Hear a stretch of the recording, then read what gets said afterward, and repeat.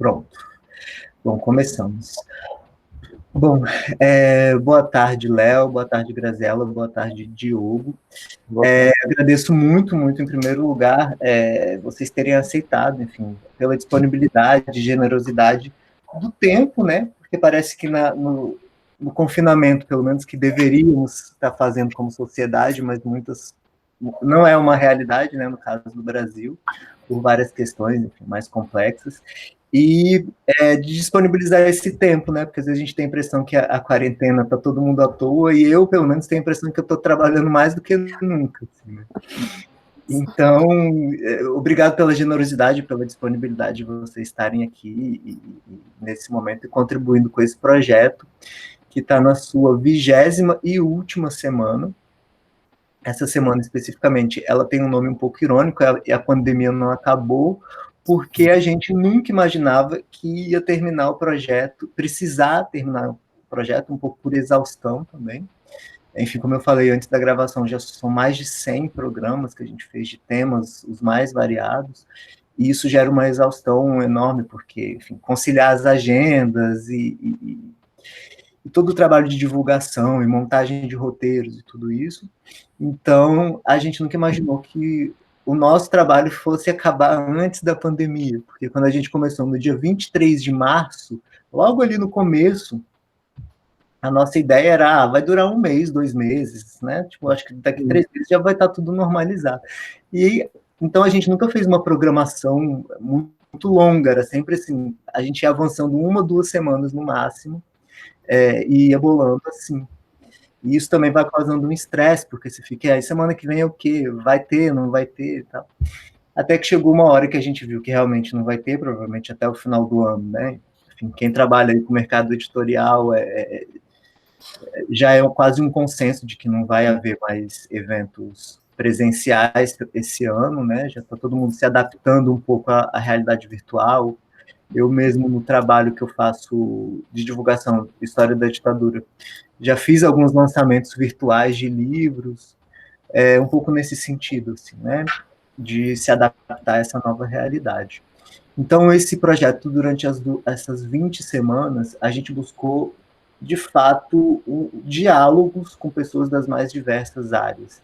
Então, saindo, a gente não apenas conversou com historiadores, embora o projeto tenha esse nome, História em Quarentena, mas com outros profissionais das humanidades e até fora das humanidades, como a gente teve a Tatiana Roque, por exemplo, que é uma matemática, e também artistas, militantes políticos, enfim, os mais variados campos de atuação. Assim. Se eu pudesse dizer uma coisa que ligou isso tudo, é a utilização do conhecimento histórico nas suas múltiplas possibilidades, como uma ligação entre as várias temáticas que a gente abordou como racismo, questões de gênero, fake news, enfim, todas esses temas que cada semana teve, né? Então a gente caminha para a última semana, e aí só para lembrar que esse projeto ele é coordenado por 6 pessoas. Então, além de mim, tem o Carlos Benítez Trinidad, que está na Espanha, a Mariana Menezes Munhoz, uma colombiana, Natália Guerelos, uma brasileira radicada na França, Lucas Pedretti e Melanie Touloat, que é uma francesa que mora na França, especializada em Brasil. Então, para começar, eu vou pedir para vocês que se apresentem brevemente, assim, só para identificar para quem estiver assistindo o programa. Posso começar pela Graziella? Claro, vamos lá. Bom, Paulo, antes de tudo, queria agradecer pelo convite. Como eu estava comentando aqui com vocês um pouco antes de começar, me senti um pouco impostora quando você me chamou, porque, bom, historiadora em quarentena, eu não sou dessa área, mas então estou aqui meio representando a área editorial, né? Eu sou editora-chefe da Editora Carambaia. A gente trabalha, uma editora pequena, relativamente recente, nós estamos no nosso 6º ano de atividade, e a gente trabalha com livros de ficção, literatura. A ideia é publicar grandes obras de relevância nacional e internacional e que por algum motivo não estavam ou em catálogo no Brasil, ou nunca tinham sido traduzidas, ou mereciam uma nova e boa edição. E a gente trabalha com algumas linhas de produtos, né? Tem alguns livros que eles são extremamente bem cuidados do ponto de vista gráfico, uma edição com tiragem limitada, numerados à mão, cada um. Outra coleção que é mais, depois que esses livros se esgotam, eles saem numa outra coleção bem mais econômica, com um projeto gráfico único, e a gente começou a editora só editando livros que estavam em domínio público, né, com essa ideia de, bom, as obras estão por aí, a gente vai fazer uma edição super bem cuidada delas, para colocar para aquele tipo de leitor que gosta do livro físico, né, tem essa relação com a leitura não só pelo conteúdo, mas pelo suporte também. E aí, num segundo momento, a gente começou a trabalhar com obras que não estão em domínio público, então a gente compra os direitos de publicação, mas que a gente achou que tinha muito a ver com a nossa linha editorial. Então, sei lá, lançamos o Arquipélago Gulag, do Solzhenitsyn, um livro do Heinrich Böll, que é um livro absolutamente atual, que acaba falando sobre fake news antes do termo existir. Então, essas obras muito relevantes que não envelheceram, né, que continuam falando com o leitor, e aí essas a gente faz em tiragens que são reimpressas quando necessário e tal, também numa ideia, bom, porque quando você compra o direito de uma obra, ela se torna exclusiva da editora, então não vamos fazer uma edição caríssima que só a gente tem, porque isso seria sentar em cima dos direitos, né? Então a gente trabalha com essas três frentes aí. E, bom, e pessoalmente eu sou jornalista de formação, trabalhei sempre nessa área de cultura, trabalhei em revistas que cobriam livros, revista de história, editei um tempo a História Viva, e aí eu comecei minha deriva para o mercado editorial, fazendo um mestrado e doutorado na França, no Institut Français de Presse, que tem uma linha de estudos de história da mídia, história da edição, que foi onde eu trabalhei. Mas minha experiência acadêmica, ela terminou com doutorado que coincidiu com o começo da editora, então ela ficou ali. Não, então não tem motivo nenhum para você estar se sentindo impostora, ainda que você não tivesse a experiência acadêmica. Vou passar para o Léo agora, pode ser? Oi, pessoal. Bom, vou começar agradecendo ao Paulo pelo convite também, saudando o Diogo, a Graziella. Meu nome é Leonardo, o Chico Paulo já apresentou, né? E eu faço atualmente uma pesquisa de pós-doutorado no SEBRAP, em São Paulo, sobre mercado editorial, que é o tema que eu venho trabalhando desde o meu mestrado, passando pelo doutorado e agora na pesquisa do pós-doutorado. Sobre o mercado editorial nesse momento de disputas políticas que tem marcado o Brasil, pelo menos de 2013 para cá, né? Então, mais ou menos sobre como é que o mercado editorial atua também nessa esfera de disputas políticas.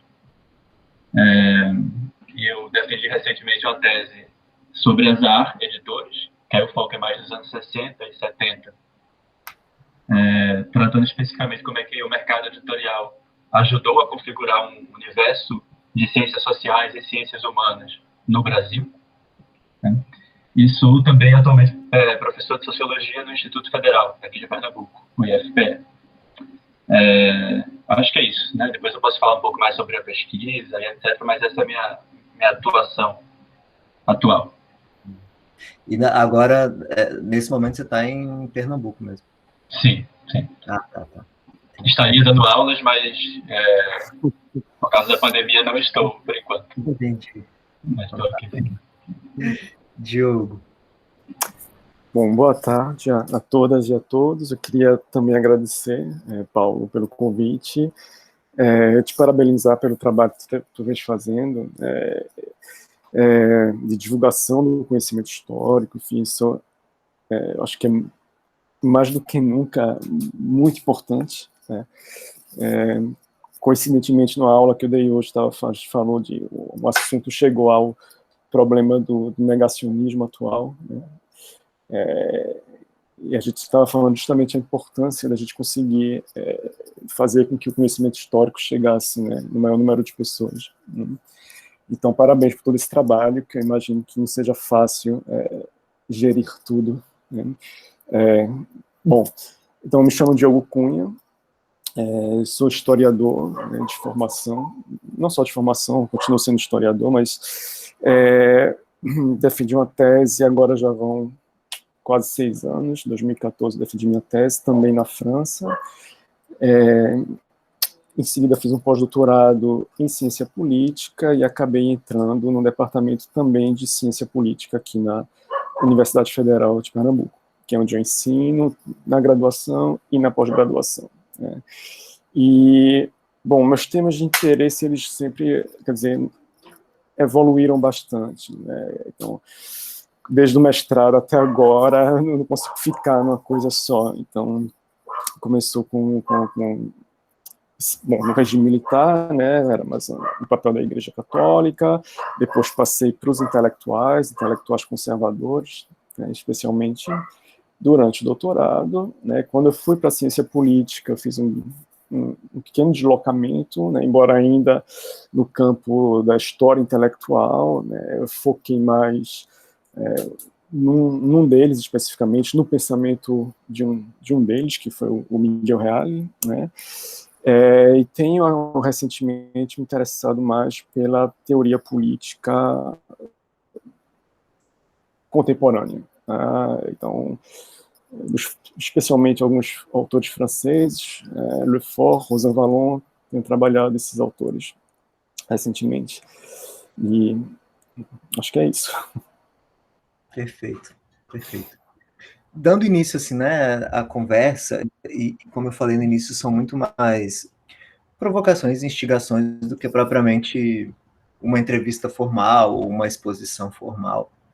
E a primeira questão que eu penso, assim, né, como eu tinha elaborado um pouco, é pensar essa questão da importância do livro, né, do objeto livro, na construção do conhecimento histórico. Eu penso isso no sentido mais amplo, de que muitas vezes o livro ele é descolado de toda uma cadeia produtiva, né? Então parece que ele chega ali, então, no senso como é um pouco difícil pensar também nas editoras como agentes políticos, né? O que vai estar no mercado. E aí isso eu penso em perspectiva histórica mesmo, né?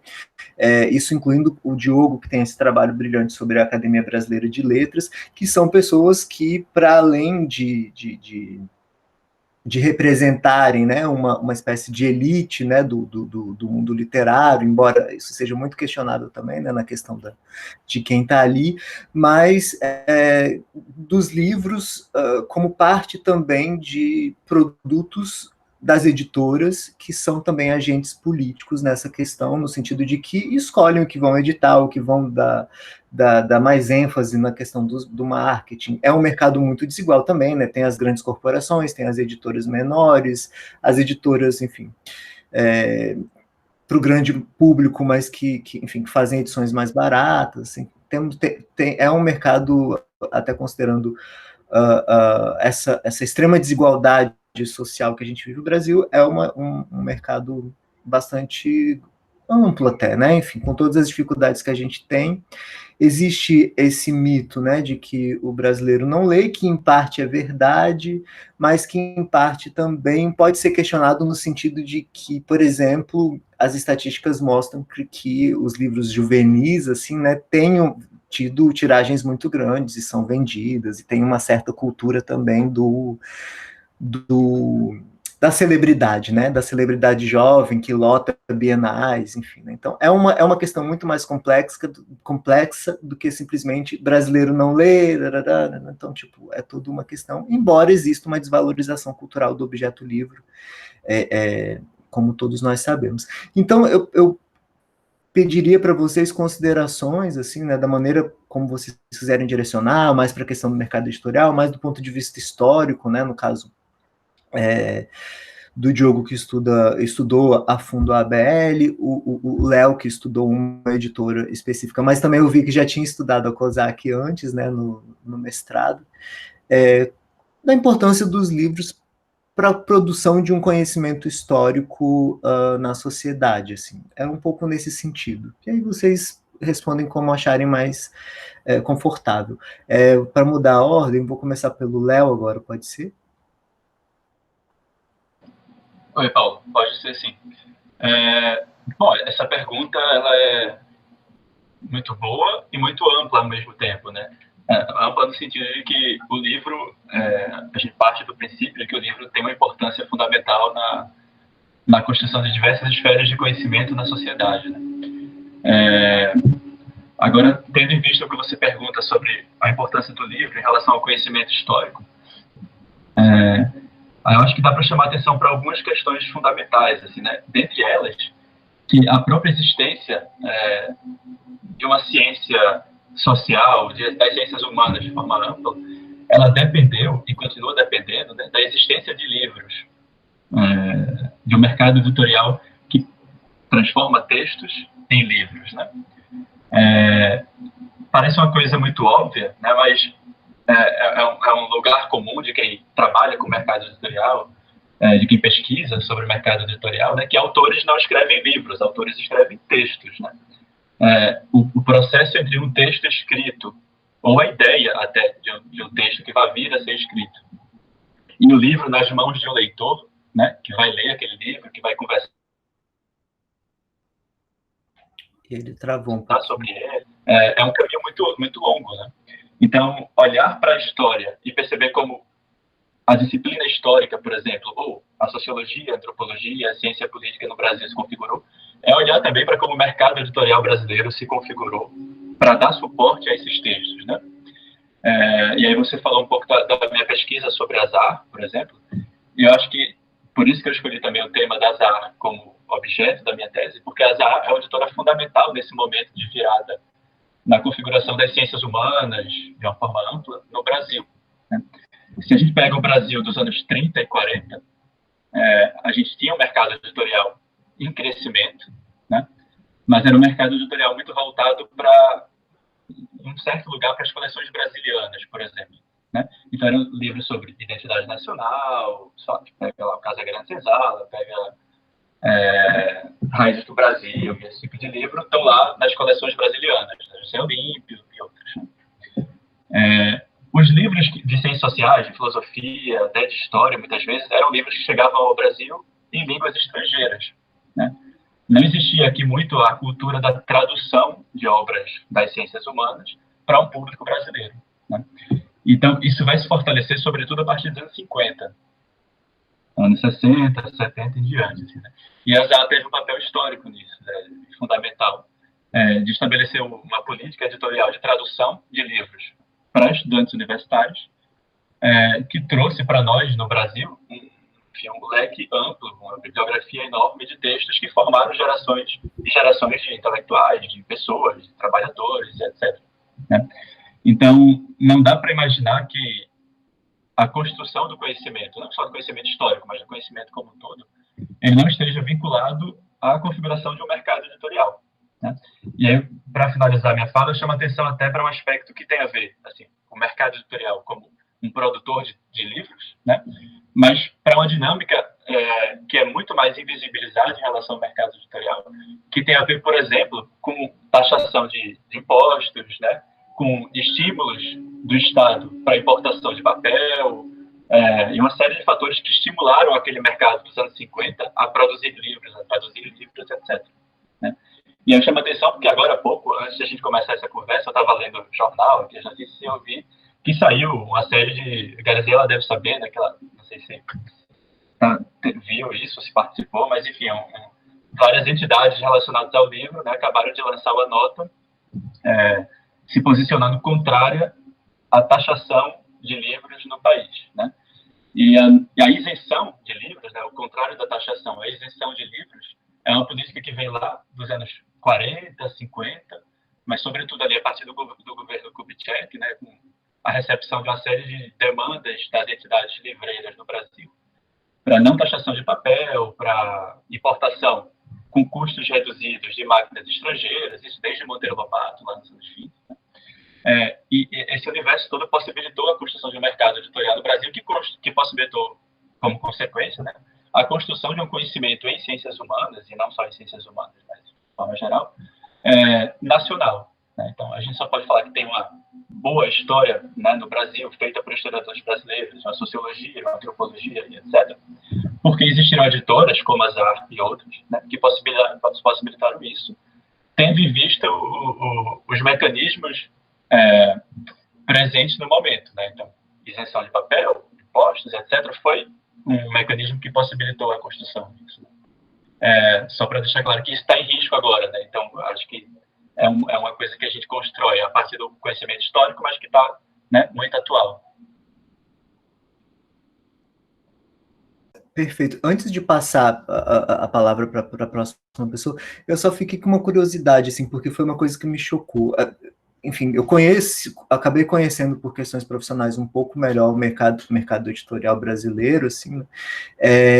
Mas a editora que eu conheço melhor, até por ser autor de lá, publicar por lá, é a Record.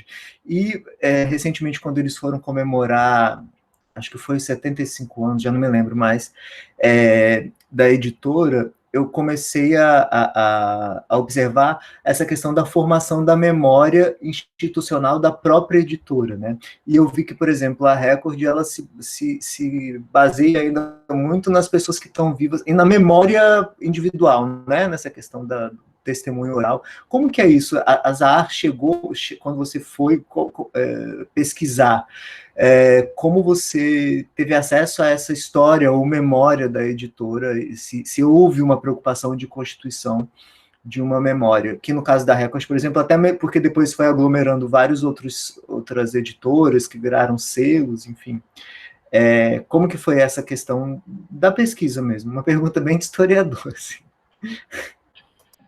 Então, Paulo, esse é um grande problema, digamos, eu acho, de quem pesquisa mercado editorial no Brasil, mas não só no Brasil. Porque, em geral, as editoras não têm um cuidado, durante sua prática, seu exercício, de fazer memória sobre si mesma, né? Então, não sei como é na Carambaia, por exemplo, mas, em geral, as editoras não ficam guardando, sei lá, hoje em dia não é mais cartas, né? Mas na época, carta com os autores, contratos, cupom fiscal, enfim. Isso, 30, 40, 50 anos depois, é uma joia, né, para quem vai fazer pesquisa. Mas para quem está trabalhando na hora com aquilo, é papel velho que você quer se livrar para abrir espaço para outras coisas. Então, a ZAAR, ela, como todas as editoras, ela não tinha todo o material disponível para pesquisa histórica, né? Mas o Jorge ZAAR, ele teve um cuidado relativo de juntar alguma coisa, né? Então, o grande material a partir do qual eu fiz minha pesquisa foi um caderno, um livro pautado, com linhas assim, que ele deixou desde 57, quando ele começou a publicar lá o primeiro livro dele, até 84, quando ele fechou a editora e abriu uma nova, depois com os filhos, com a anotação à mão, né, a caneta lá, de todos os livros que ele publicava. Informações distintas, assim, tem livro que ele bota lá, o número de tiragem, por exemplo. Tem livro que ele não coloca. Mas, assim, é um grande documento histórico que dá para partir dele, ele não foi a única coisa, né? Mas a partir dele dá para consultar a biblioteca, dá para consultar outros acervos, e você vai cruzando informação e reconstitui ali uma história editorial da ZAAR. Né? Isso somando também com entrevistas de pessoas que trabalharam na ZAAR na época, das filhas e da neta dele, né, Mariana ZAAR e a Cristina ZAAR, né, que são pessoas que estavam à frente da editora até agora há pouco, conversei com elas, enfim. Então, esse foi o material que eu usei para construir a história da ZAAR. Né? Mas é curioso, só para finalizar essa parte histórica, tem uma tese sobre a editora José Olímpio, que foi uma das maiores editoras brasileiras. E aí o Gustavo Sorá, que é um argentino que fez a tese sobre a José Olímpio aqui no Brasil, no Museu Nacional, ele conta histórias que ele estava atrás de documentos e não conseguia nada, etc. E ele soube que tinha lá... eu esqueci o nome do bairro agora, mas é um bairro na periferia do Rio de Janeiro, que estava lá o estoque do material da José Olímpio. Né? E aí ele São Cristóvão. É o quê? São Cristóvão. É em São Cristóvão. Então nem é tão periferia assim. praticamente centro da cidade. Mas, enfim, ele vai lá, né, e ele fala com Sebastião Macieira, eu acho que era o nome do cara lá, que estava responsável por ficar tomando conta lá daquele estoque, daquele monte de documento. E ele chega lá e fala, bom, eu queria dar uma olhada. Assim. Aí ele fala, isso aqui é um monte de papel velho, não tem nada que interessa, não. Aí ele fala, mas deixa eu dar uma olhada aqui. E aí quando ele abre, tava lá, cartas que o editor trocou com Getúlio Vargas, por exemplo, né? A editora publicou livros de Vargas, né, dos discursos, etc. Enfim, fotos e uma série de documentos que é impressionante. Ele fez uma super tese com base nisso. Né? Então, é uma coisa assim, é uma das dificuldades de fazer pesquisa sobre o mercado editorial, porque não se tem essa memória. Mas também é um dos fascínios quando você descobre uma série de documentos que estão lá quase para ir para o lixo, se não foram ainda, né? E aí, a partir disso, você constrói uma série de memórias e narrativas sobre aquele processo. Perfeito. Eu vou passar para o Diogo agora, mas antes só comentar que acabou que a Maria Amélia Melo, se não me engano, que ficou sendo meio que a memória viva da José Olímpio, né? Eu tentei trazer ela para o debate de hoje, mas ela não tá, ela falou que não está fazendo esse tipo de lives e tudo, enfim. Diogo, e aí, você que pensa mais dessa perspectiva pensando, né, enfim, você mesmo já falou que tem interesses variados, mas pensando mais especificamente no seu trabalho com a ABL, como você vê isso, né? Porque é uma instituição extremamente elitizada, né? E ao mesmo tempo muito prestigiada pelo mercado, não só pelo mercado editorial, mas assim tem um peso simbólico muito grande. E você estudou essa instituição justamente no período da ditadura, né? Enfim, e com toda a opressão e censuras e todo tipo de coisa que a gente, enfim, conhece bastante bem e de certa forma volta a conhecer, né? De modos variados ou diferentes, mas com alguma semelhança. Pois na verdade, como você falou agora, realmente quem acaba entrando na BL, quer dizer, ao menos até os anos 60, 70, tá? Então, pós anos 80, 90, eu já não sei de que forma se deu, se mudou, se não mudou, né? Mas, vamos dizer, da fundação da ABL até a ditadura militar, quem virava imortal, né, em geral, eram pessoas oriundas, né, das elites, né, no plural, né, elite política, econômica e não só intelectual, né, e é interessante ver, né, quer dizer, como eles eram muito próximos entre si, né? Quer dizer, por mais que a gente identificasse posicionamentos, às vezes, né, políticos distintos, né, alguém mais à esquerda, alguém mais à direita, será que brigavam, será que não brigavam? O que a gente vê, na verdade, é realmente um grupo muito, muito pequeno, até porque eu trabalhei com a geração...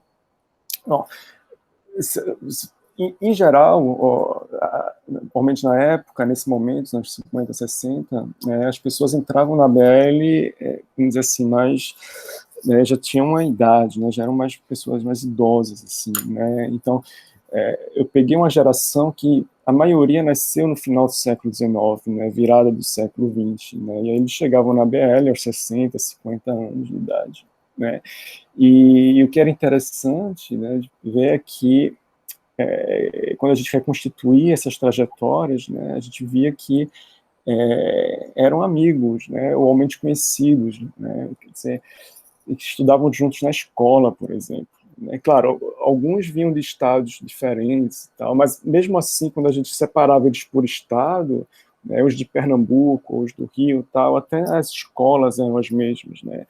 E aí, em seguida, então isso aparece muito na documentação, né? Então, em seguida, a faculdade de Direito, que não eram tantas na época, né? E aí é que eles se juntavam mesmo, né? Aí que era realmente um lugar de sociabilidade muito maior do que a escola, né? Então, já a partir dos anos 30, eles já eram muito próximos, eles, né, trabalharam de alguma forma, né, trabalharam com o regime de Vargas, e uma parte deles importante, outros não, claro. Né? Então, chegava aos 60, 70 anos, nos anos 60, 70, né, era um grupo minúsculo, uma rede de sociabilidade intelectual, econômica, que era uma coisa só também, né, isso é importante talvez de destacar, né, que não havia essa separação entre o intelectual, o político e o econômico, frequentemente era uma coisa só, né? Você era, ao mesmo tempo, um intelectual, um político, um diplomata, um dono de jornal, né? Nem que escrevia em jornal, era dono do jornal, a pessoa. Então, finalmente, e é interessante perceber, porque, quer dizer, nessa época, até aquelas figuras que eram mais ou menos distantes politicamente, elas eram, na verdade, muito próximas na vida privada, sabe? Então, tem vários casos que eu poderia contar, não só de amizade, como de inimizade, ou seja, de amizade de pessoas que você não imagina e inimizade de pessoas que você pensava que eram muito próximas, né? Só para né, assim, para dar exemplos específicos, né? Tem um caso clássico, por exemplo, do Adonias Filho e do Jorge Amado, né? Quer dizer, que eram pessoas muito... Inclusive, eu não li, tenho vontade de ler uma biografia que saiu recentemente do Jorge Amado pela Todavia, não conheço essa biografia, mas o Jorge Amado pede para o Adonias Filho, né, receber ele na BL, né, você veja, e eles comentam essa situação no momento na própria posse, eles comentam isso, né, como um de extrema direita está recebendo comunista ali, né, e isso você começa a entender pela chave da sociabilidade, na verdade, no final das contas. Bom, ou, por exemplo, o Alceu Amoroso Lima, né, que realmente fica muito furioso quando o Austregésilo de Ataíde, né, faz todo um trabalho que nunca foi assumido de verdade, mas a gente percebe que patrocinou bastante a candidatura do Lira Tavares para a BL, né, e isso está nas cartas, por exemplo, do Adonias Filho, do Alceu Amoroso Lima para a filha. Ele se comunicava muito com a filha dele, né, e realmente furiosos, realmente dizendo que ia abandonar a academia, né, como é que a academia fazia aquilo de eleger não só um general, mas um general de uma ditadura militar. Então, é interessante entrar nesse mundo, que é um mundo realmente muito distinto do mundo intelectual de hoje, né? Quer dizer, até os anos 60 e 70, esse mundo intelectual, dos intelectuais mais tradicionais, não é um intelectual especializado universitário de hoje, era totalmente diferente, né? Quer dizer, eram amigos dos governadores, presidentes, etc, etc, né? Então, assim, só para voltar à questão da pergunta inicial, né, não era um grupo que tinha muita dificuldade de publicar eles, né, especificamente. Então, acredito, eu tenho poucos elementos de história do mercado editorial, mas eu creio que, grande parte deles, desde os anos 40, 30, 40, 50, já publicavam, acho que grande parte na José Olímpio, inclusive acho que eles dirigiam coleções na José Olímpio, se não me engano, acho que o Afonso Arinos tinha uma coleção, eles realmente eles não tinham esse problema, né? Eles não tinham essa dificuldade que grande parte das pessoas, dos outros intelectuais menos privilegiados nesse sentido, tinham, né? Então, eles realmente publicavam bastante, publicavam quando queria, né? Eu acho que Josué Monteiro, por exemplo, publicava, acho que um livro a cada 3 meses, não sei, né? Quando você olha assim, a bibliografia, mas é isso, quer dizer, eles realmente não... Agora, um ponto que eu acho que talvez a gente possa voltar a falar mais para frente na nossa conversa vamos dizer, você estava perguntando a importância do livro para o conhecimento, né, que para mim é absolutamente fundamental, quer dizer, não só com relação ao conhecimento histórico, mas de outras áreas, né, e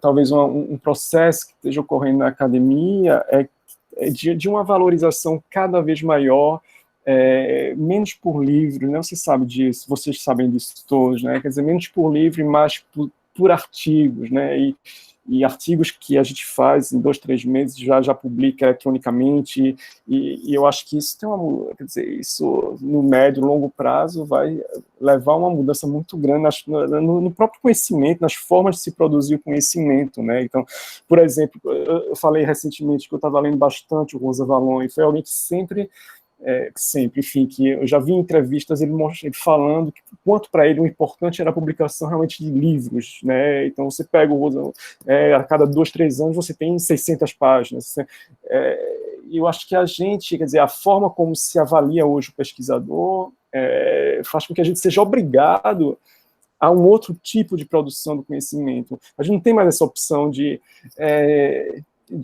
parar 3 anos, por exemplo. Eu vou parar 3 anos de publicar um livro denso de 500 páginas, assim, porque você não segura no quadriênio da avaliação de um programa de pós-graduação, né? Então, mas enfim, eu acho que eu acabo também já fugindo do ponto inicial que tu colocou.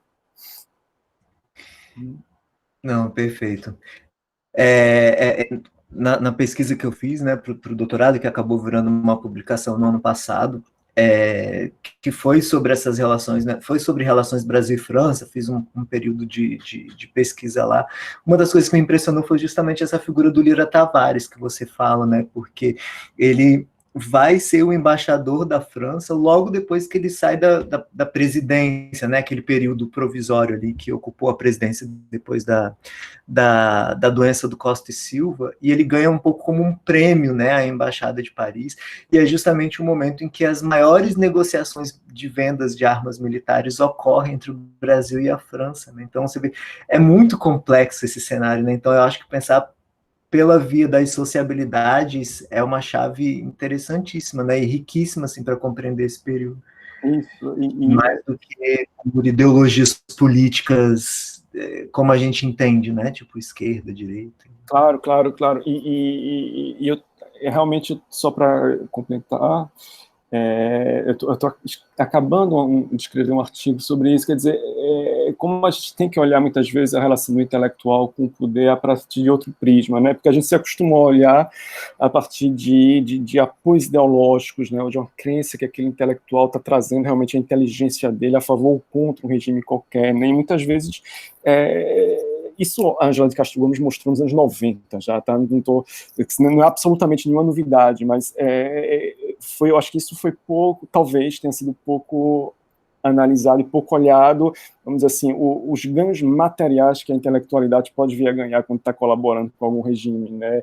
Essa história do Lira Tavares é absolutamente extraordinária, né? Porque realmente está envolvido todo um processo de negociação naquele momento, né? Não que uma cadeira na BL fosse uma coisa genial, mas quer dizer, de alguma forma, era uma forma de consagração importante. Claro que depois isso mudou, né? Eu diria que talvez se desse para estabelecer um momento no tempo, talvez a partir dos anos 60, né, onde você tem a ascensão das universidades, a complexificação desse campo intelectual, há uma tendência da ABL, vamos dizer assim, perder muito do prestígio e acabar se tornando o que para muita gente é hoje, é motivo de piada, aqueles fardões e tal, mas a ABL até os anos 50 tinha uma importância muito grande em termos de consagração intelectual, né?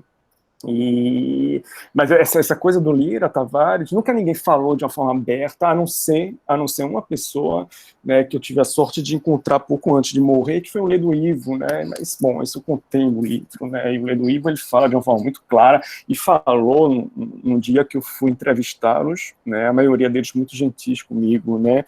Mas a entrevista se deu num local, numa sala com vários deles, ouvindo, na verdade, né? E o Ledo Ivo disse claramente que aquilo tinha sido aí eu estou usando mais ou menos as palavras dele, né? Tinha realmente uma armação do Astragésimo de Ataíde, né, para ganhar os favores do regime militar naquele momento, né? E isso está ligado quer dizer, essa eleição do Lira Tavares não está dissociada do famoso Palácio Astragésimo de Ataíde, que está lá no centro do Rio, né? Enfim, tem toda uma história realmente incrível sobre essa eleição e sobre a derrota de JK em 75, né? O que mostra bem como isso estava intrincado e, de alguma forma, mostra também a importância de você ter esse coroamento cultural para um regime político, eu acho.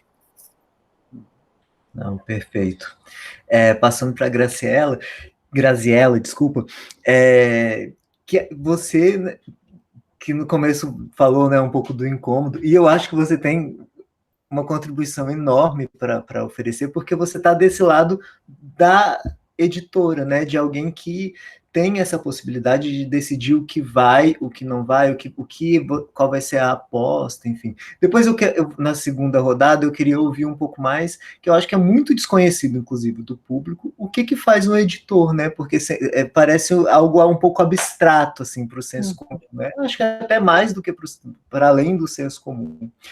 Então, como você vê essa questão, né, da editora também como um agente político, e que coloca o objeto livro no mercado, né, como um produto de consumo? A gente nunca pode separar, né, sobretudo né, da década de 70 para cá, de uma indústria cultural, né, ou seja, um produto que precisa ser consumido. Afinal de contas, uma editora precisa se manter, né, não dá para viver, enfim, apenas do que você acha que efetivamente te interessa, mas existe um mercado de consumidor. É óbvio que a Carambaia tem uma conformação específica, né? Não é uma editora que se propõe a vender os best-sellers e autoajudas e como emagrecer, enfim, essa coisa toda que existe também. Mas como você vê esse papel do livro nessa conformação, né? Como um ator político, como um objeto político também, né? Para além de um objeto intelectual, simplesmente. Concordo totalmente que, de fato, o livro, apesar de ter todo, como o Leonardo estava dizendo, do texto até o livro, e eu iria até antes da ideia, né, porque às vezes o editor é quem sugere, inventa um livro na cabeça dele, vai atrás de um autor que possa consolidar aquilo, mas esse processo todo é uma verdadeira indústria, chegando até a gráfica, que é uma indústria mesmo, máquina, reprodução ali de papel. Mas ele nem sempre é visto, ele é um produto muito especial dentro do comércio. Então, ele está sempre, ele não é visto como sei lá, você não vende camiseta, você fabrica livro, acho que há um senso comum de que são coisas diferentes, mas ao mesmo tempo, agora, por exemplo, tem essa questão da desoneração do livro, né, que é essa briga que o Leonardo comentou, e que mostra o quanto num governo como o que a gente está vivendo hoje, em que cultura, educação são áreas consideradas perigosas, né, uma das primeiras coisas que vai atacar é o livro, né? A gente está vivendo episódios de censura, está vivendo todo tipo de falta de incentivo e de estímulo, né? E agora eu acho que o grande exemplo hoje é essa lei, esse projeto do Paulo Guedes de terminar com a desoneração de imposto do livro, que é uma coisa que começa desde 46, quando há uma profissionalização da indústria do livro, do mercado, e essa culminou em 2004, essa lei da desoneração de PIS e COFINS para a indústria do livro, que teve um efeito brutal, porque aumentou em 33%, aliás, o preço do livro caiu 33% depois que foi votada essa lei, e aumentou a produção em 95 milhões de exemplares. Então, tem um impacto brutal que depois a gente vai ver, obviamente, sobre educação, sobre cultura e tal. Mas do ponto de vista, digamos, do conteúdo do livro e de como uma editora vai selecionando a sua linha editorial e o que ela vai produzir, é óbvio que todas essas relações de sociabilidade, de poder e intelectualidade, elas também permeiam esse mercado, né? É óbvio que pode não ter mais a ABL como signo ali de uma consagração, mas tem inúmeros outros, tem os prêmios literários, enfim, tem as listas de mais vendidos, né, que tem muito peso para a indústria, para o comércio, sobretudo dos grandes grupos, né, que hoje em dia, desde os anos 2000 para cá, conformam muito o nosso mercado, né, ele é estruturado a partir desses grandes grupos, como a Record, que você comentou, que foram adquirindo outras editoras, tal.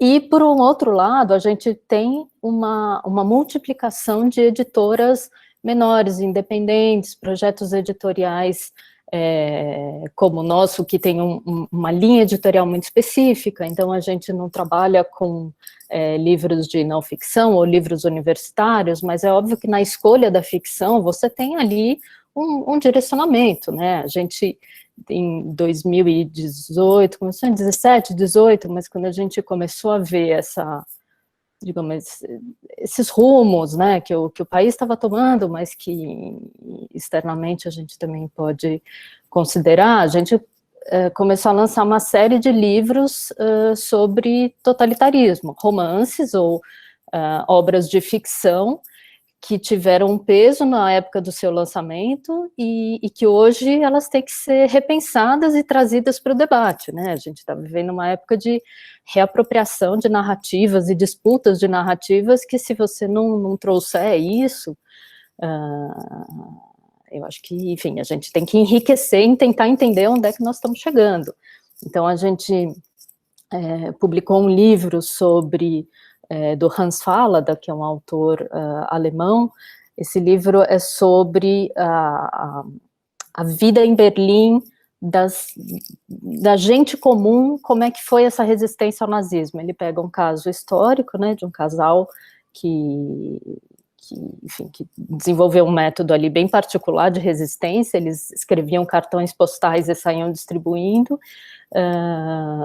e eles eram um casal que, sei lá, não era nem contra nem a favor do regime, ia vivendo a vidinha ali. Eles estavam, um filiado à Liga de Mulheres, a outra nazistas, a outro ao sindicato, vão tomando aquela vida, até que o filho deles morre na guerra.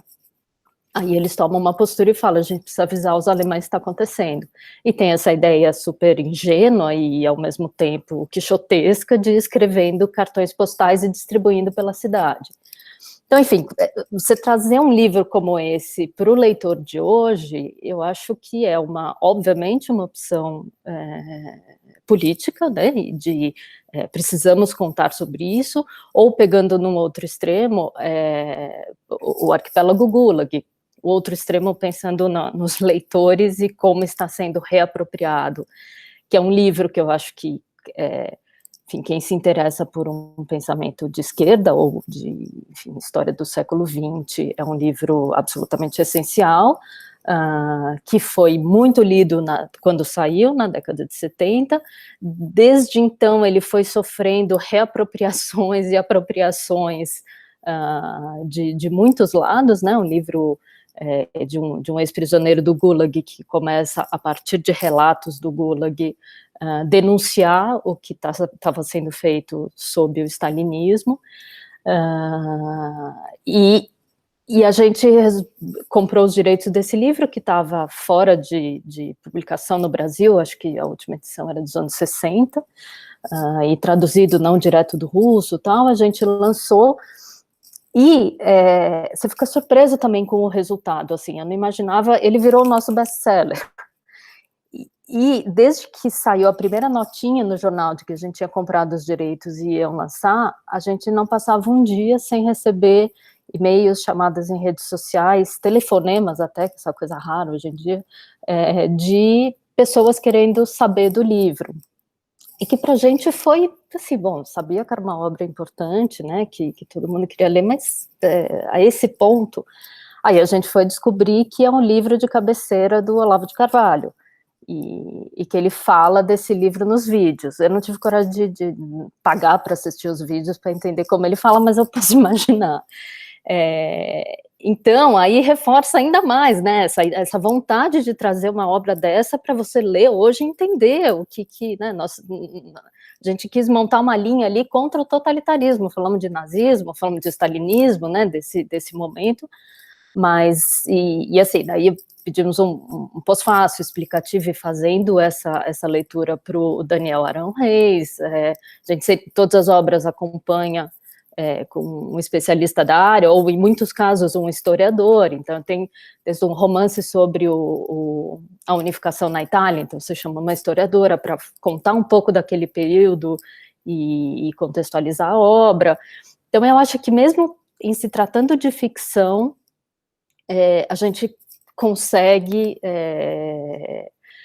criar uma linha e levar um debate político e social, que eu acho que é o grande objetivo quando você monta uma editora, além de todo o prazer da leitura, né? Esse livro que eu comentei do Hans Fala é uma delícia de ler, então você tem estímulo à formação do público leitor, né? Que apesar de ainda ser considerado pequeno no Brasil, ele está sempre em expansão, né? A indústria ela vai crescendo, então e obviamente, sobretudo num momento como que a gente está vivendo, em que tudo isso está sob risco, né? A gente tem muito medo, enfim, tem censura rolando aí, tem todas as tentativas de não estimular esse tipo de debate, que eu acho que vocês, como professores, sentem muito forte, mas a gente, como editor, também está sentindo mas também sente uma reação positiva do público, né? Eu acho que também tem essa busca, a gente atualmente vivendo esse período de pandemia, com toda a dificuldade, livrarias fechadas, né? Muita gente perdendo dinheiro e não, enfim, com medo do que vai acontecer e tal, a gente sentiu dos últimos meses para cá um aumento na procura, aumento de vendas. Isso o mercado todo, não é só a Carambaia, o mercado todo está sentindo, as livrarias sentiram uma ligeira melhora. A gente já está em junho com números nas livrarias físicas superiores ao junho de 2019. Então, eu acho que em momentos como esse também a gente sente, obviamente, uma reação do público leitor em busca de se informar e de buscar outros caminhos, né? E se eu puder só retomar um... Claro, desculpa. Queria só comentar com o Leonardo, você falando sobre a dificuldade de estudar a memória editorial, né?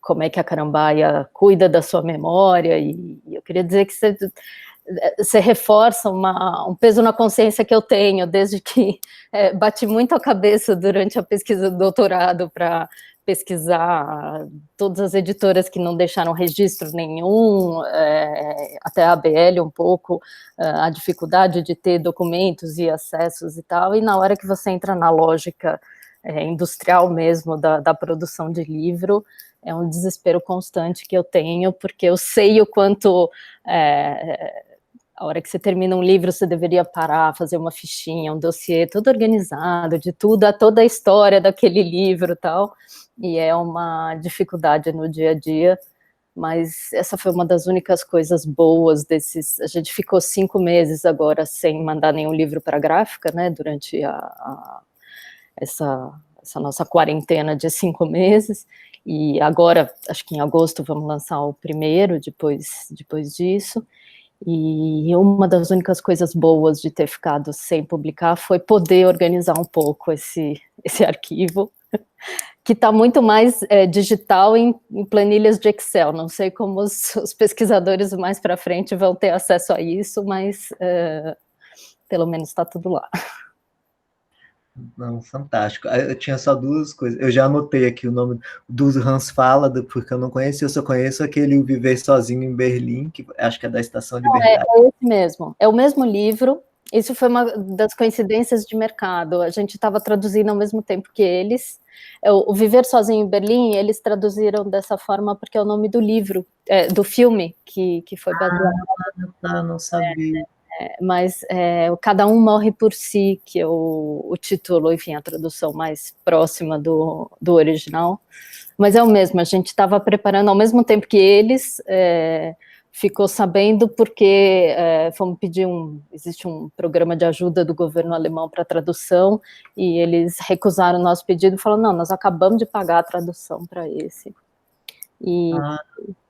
E a gente lançou, assim, deu um tempo, claro, para não lançar os dois ao mesmo tempo. Nós também, a tradução acabou atrasando e tal, mas é uma outra coisa, falando dessa bibliodiversidade, né, do mercado editorial, que é uma coisa que a gente sempre busca, que eu acho perfeito, existe em vários outros países, que é você ter o mesmo livro saindo em várias edições, né? em vários formatos, em preços, e eu acho que é uma vitalidade incrível que a gente pode ter. Acho que mostra um amadurecimento também, né, do mercado. Em mercados como o inglês, por exemplo, eles lançam o livro, já vai de cara, a capa dura, o paperback, aí tem aquelas, no final, quando vende um X ali, o livro se paga, saem aquelas edições de bolso, com papel de péssima qualidade, aquela impressão que vai saindo conforme você lê, mas que custa 50 centavos, o livro é para durar o tempo da tua leitura. Então, isso eu acho extremamente rico, e o livro eletrônico também, que a gente enfim, usa muito, né? Imagino como pesquisadores, vocês também usam muito nessa lógica de arquivos e periódicos só digitais, mas que é um outro universo que é maravilhoso também, né? Porque você permite muita coisa fazer circular, a gente, com tudo que a gente na Carambaia trabalha com livro físico, a pandemia também possibilitou tirar da gaveta esse projeto, a gente começou a lançar livros eletrônicos, por esse motivo meio inesperado, né, que a gente não pensava no livro eletrônico por isso, mas chega um momento que você fala, bom, com isso eu não preciso botar ninguém na expedição para trabalhar, não vou correr o risco de pensar no pobre do carteiro que tem que sair e entregar a encomenda e tal, e o leitor lê na hora que comprou. Então, um outro aspecto aí desses tempos que estamos vivendo. Eu fiquei com várias questões, mas eu não vou ocupar tanto. Diogo, desculpa, pode falar. Não, só achei interessante, talvez, com relação ao Arquipélago Gulag, lembrar que foi um livro que teve uma importância, por exemplo, na França, fundamental, né? A Graziela deve saber disso, porque, quer dizer, há uma crítica muito grande que é feita já faz muito tempo aos intelectuais de esquerda franceses do pós-guerra, né? Dizendo que eles foram, na época, muito indulgentes com relação, né, aos crimes soviéticos, né? Então, bom, isso o Raimundo Aron dizia em 55 no Ópio dos Intelectuais, né? Mas, né, mais recentemente você tem outros trabalhos, né, que fazem esse tipo de crítica, que a gente pode discutir ou não, o quanto ela é pertinente, né? Eu penso, por exemplo, no Tony Judt, né, que publica um livro sobre isso, né, O Passado Imperfeito, mas o Arquipélago Gulag foi um marcador, né, que saiu na década de 70, não sei, 72, 73, não lembro exatamente, e na França foi uma espécie de choque, né, quer dizer, e o Cyril Elie aponta muito isso, né, que é esse grande especialista dos intelectuais franceses, né, que teve um efeito, né, de um terremoto nessa intelectualidade de esquerda. Não só, né, outros fatores, mas o Arquipélago Gulag chegando na França foi fundamental. E aí você teve uma parte que se torna, né, dessa intelectualidade realmente que se vai para o anticomunismo aberto, né? Outra parte que me parece mais interessante vai fazer uma profunda reflexão, né, sobre essa experiência soviética, né, como, por exemplo, o próprio Claude Lefort, né, que inclusive tem um trabalho só sobre o Arquipélago Gulag, né? Mas um livro, você imagina, né? Então, como é que um livro, né, teve esse impacto tão gigantesco, né? E me veio isso quando a Graziela estava falando, né, que virou um best-seller, que isso é extraordinário, né? O Arquipélago Gulag virar um best-seller hoje no Brasil. Por bons e maus motivos, né? Mas eu acho que enfim, a gente sentiu muitos leitores que não são leitores da Carambaia, que compraram o Gulag e depois provavelmente nunca mais não devem ter entendido porque a gente lançou, mas é um livro que realmente é extremamente lido. É um livro que a gente já reimprimiu, a gente já fez uma tiragem muito alta, reimprimiu 2, 3 meses depois e ele não para de vender, então e é um debate que precisa ser trazido, é isso, ele foi realmente, você usou um termo bom, foi um terremoto, né, na paisagem intelectual, e e nos Estados Unidos também teve um grande efeito. O Solzhenitsyn foi para lá, né, como exilado, e foi acolhido como grande anticomunista, e aos poucos foram percebendo que não era, ele também era um anticapitalista, ele era uma figura única ali. Então é um livro que eu acho que permite muitas leituras, e não só, né, um outro livro que a gente lançou, que teve também bastante debate, foi A Cabana do Pai Tomás, que é um livro com uma baita importância, né, no movimento abolicionista e tudo. A gente lançou o livro com um dossiê bem complexo, bem completo,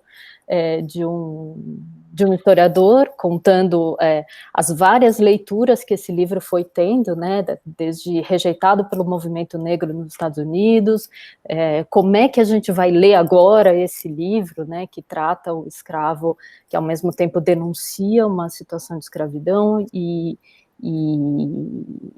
pode ser visto de uma forma totalmente racista, porque ele, ao mesmo tempo, trata o Pai Tomás como aquele escravo resiliente, e enfim, acho que tem mil leituras aí para se fazer, mas eu acho que é isso que a gente busca estimular, né? Não só o prazer da leitura, mas trazer esses debates, e sempre com o aparato do lado, mas livros que vão sempre permanecendo relevantes por essa história que eles mesmos carregam. Perfeito. Não, eu fiquei em bilhões de questões, mas eu vou deixar para fazer um pouco mais para frente. Já que não tem questão do público, eu vou ser o público.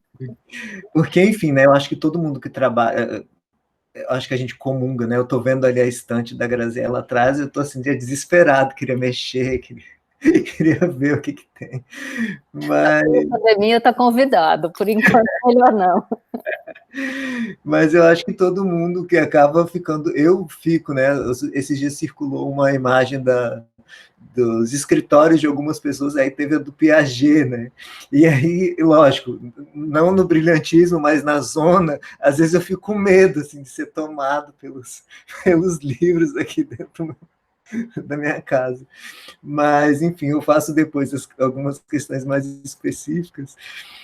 E aí, passando assim para uma segunda rodada, que aí seria para falar um pouco mais da questão da atuação de pesquisa, né, de cada um, assim, eu acho que não só para mostrar como se constrói uma pesquisa, e aí cada um vai por um lado diferente, eu vou direcionando, né, na medida que eu vou passando as questões, e aí eu começaria com o Diogo, pensando... como foi a sua pesquisa, como que você chegou nesse tema, qual a importância que você atribui dessa pesquisa dentro da produção, né? Eu sei que a sua pesquisa foi extremamente elogiada por vários professores, inclusive o Daniel, que a Graziella citou ainda agora, e que é um livro importantíssimo, traz uma perspectiva bastante inovadora e muito pouco abordada, que são dessas entidades, né, da sociedade civil, que acabaram sendo pouco estudadas em um primeiro momento. Eu acho que até de uma maneira compreensível, eu acho que em um primeiro momento dos estudos da ditadura acaba se repetindo um pouco essa lógica do repressor e o oprimido, né? Então você vai estudar a memória dos militantes, ou vai estudar a repressão, mas essa complexidade maior, né, das pessoas comuns, ou das sociedades, das entidades da sociedade civil. No caso, eu estudei um pouco igreja, assim como você, depois fui estudar Itamaraty, mas falar um pouco da sua pesquisa mesmo, mais nesse sentido. Claro, claro. Então, na verdade, eu bom, sintetizar um pouco, né? Histórias de pesquisas muitas vezes são muito longas, né?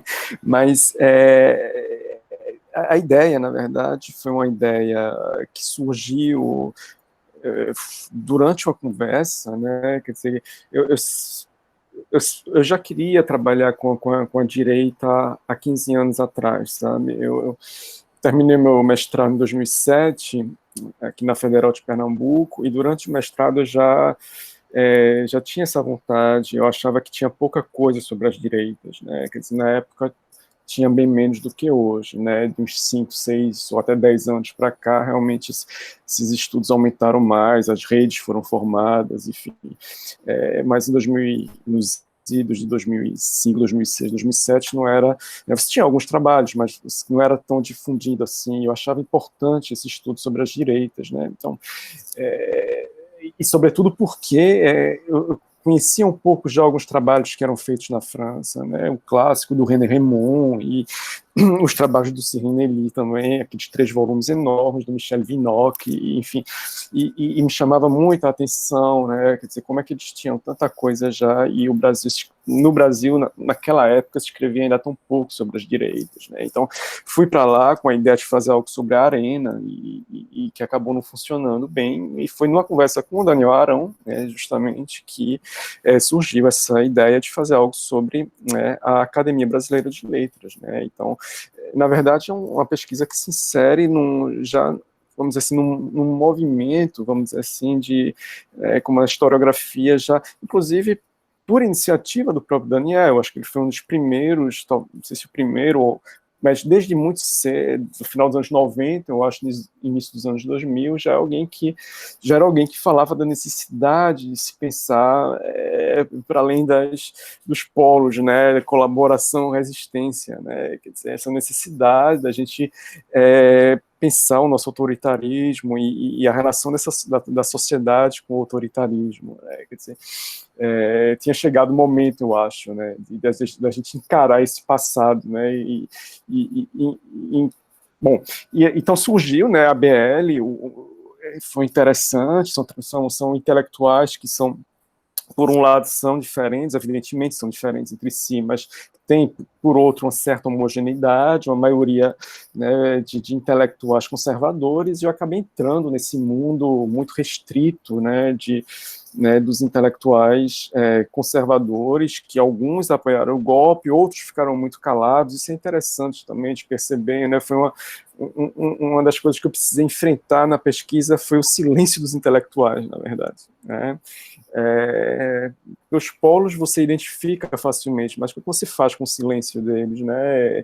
E bom, e foi interessante ver, né, nesse microcosmo da ABL, dos intelectuais conservadores, ver a forma como eles vão se acomodando, né, com o regime. Eu acho que o que eu queria mostrar era isso, né? Quer dizer, como a gente acaba participando de um processo de legitimação desses regimes autoritários e as formas como a gente pode legitimar esses regimes, né?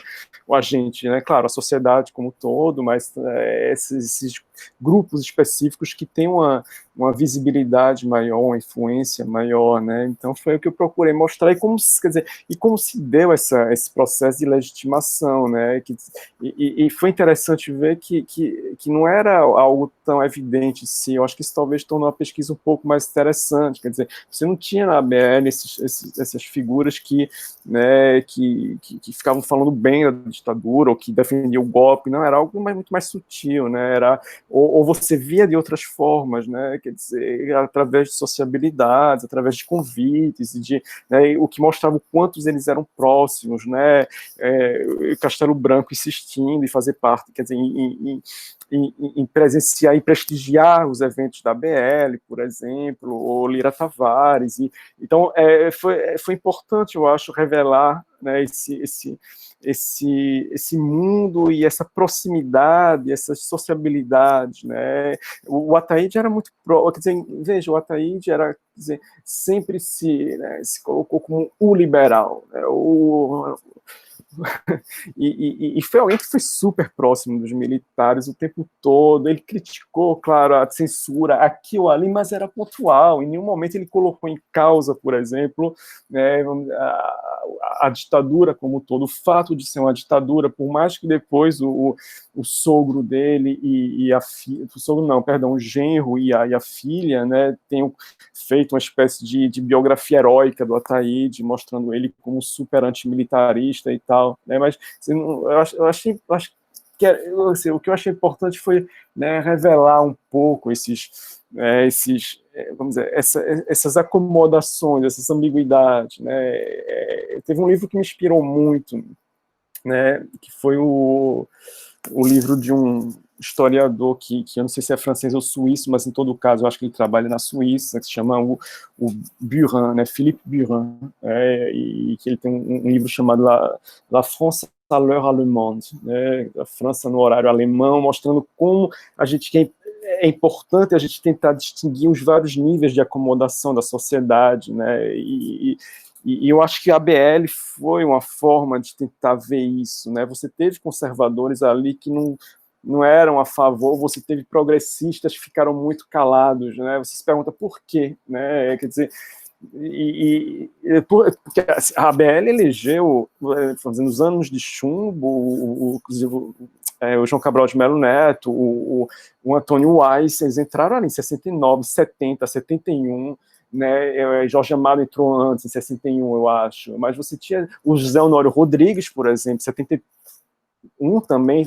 no auge da ditadura você tem umas figuras que são um pouco mais progressistas, ou realmente contra, tinham esse perfil mais à esquerda, e você não vê muita manifestação, você sabendo que eles tinham um certo prestígio na época que permitiria, ou menos a forma como a gente vê hoje, quando você olha hoje para eles e fala assim, pô, porque assim, eles já tinham um prestígio enorme, dificilmente, né, os militares iriam atrás de uma figura como essa, como Alceu Amoroso Lima, por exemplo. Então, que passou o tempo todo criticando os militares, a figura do prestígio de Alceu, dificilmente, né, claro, sempre pode ter um maluco, um cabo completamente maluco, né, que venha fazer alguma coisa com uma figura dessa, mas apesar de todo o prestígio, né, mas dificilmente isso aconteceria, né, com alguém como Alceu Amoroso Lima, né, que era uma espécie de respeitadíssimo à direita e à esquerda, né? E você tinha outros também, e por que eles ficaram tão calados? E aí você também encontra conservadores, mas então, eu acho que é isso, essa ambiguidade que foi importante recuperar. Eu estava comentando uma aula que eu dei hoje de manhã, quando eu defendi minha tese em 2014, ou seja, no início dessa ladeira abaixo, né, que a gente começou a viver, né? Eu defendi em novembro de 2014. E aí, justamente no final da minha arguição na frente da banca, eu comentei, eu fiz, estamos 50 anos do golpe, né? 50 anos do golpe, finalmente a gente está com uma democracia consolidada, a gente pode olhar de uma forma mais serena para esse passado, né? E hoje em dia eu penso, meu Deus, que ingenuidade, assim, democracia consolidada, não, assim, então, talvez esses estudos, eles sejam ainda mais importantes agora, porque isso, a gente tem que enfrentar e o passado eu acho que tem muito que ensinar sobre essa nossa relação tão problemática, tão ambígua, né, com a democracia, né?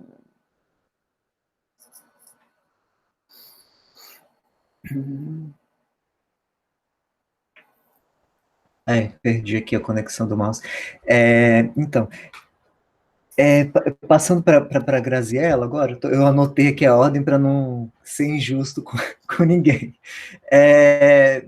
Aí eu te pediria para falar, e aí seria no sentido, não só falar um pouco sobre a sua pesquisa que você fez, acadêmica, eu fiquei um pouco curioso para saber sobre isso, e ao mesmo tempo, se você puder falar, mesmo que de maneira breve, qual é o papel de um editor, assim, o que você faz, qual é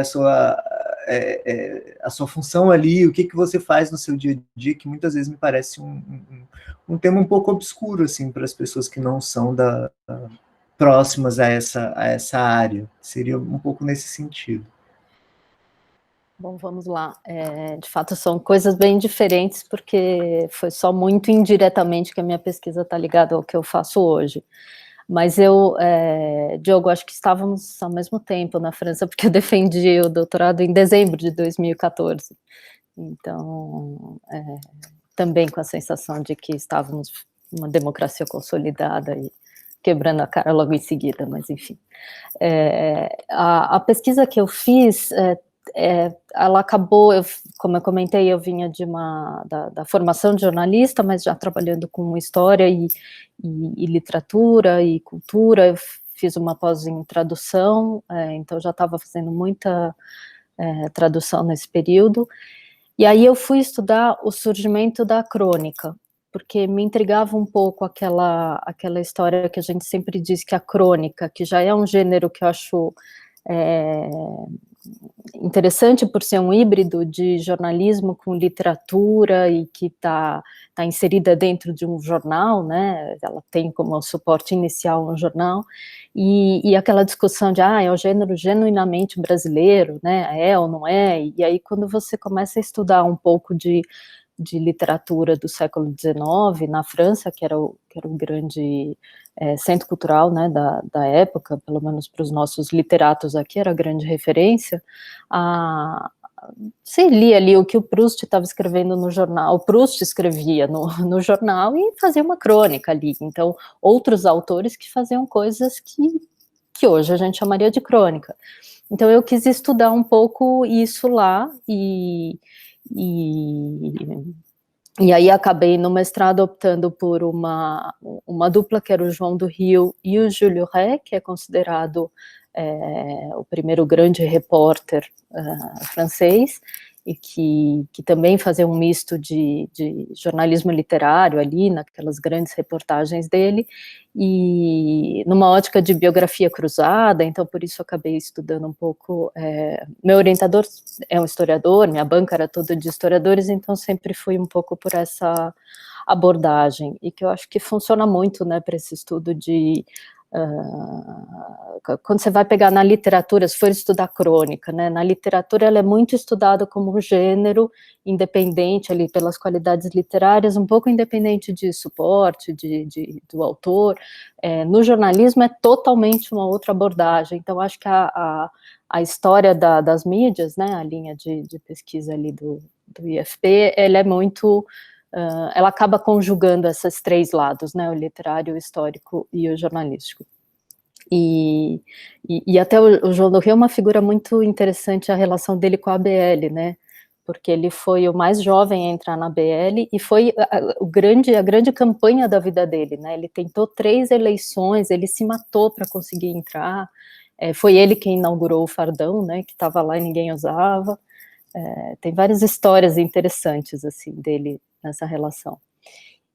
Bom, e daí para o doutorado eu fui aprofundando um pouco isso, pegando alguns momentos, então voltei um pouco para trás, falando do folhetim, como é que do folhetim se derivou a crônica, e aí estudei o José de Alencar aqui no Brasil e o Eugène Sue na França, seguindo essa metodologia do François Doss, né, de biografias cruzadas para poder abordar tudo isso, e chegando no último momento no modernismo, estudando as crônicas da Tarsila do Amaral com o Blaise Cendrars, que é suíço, mas escrevia na França e tal.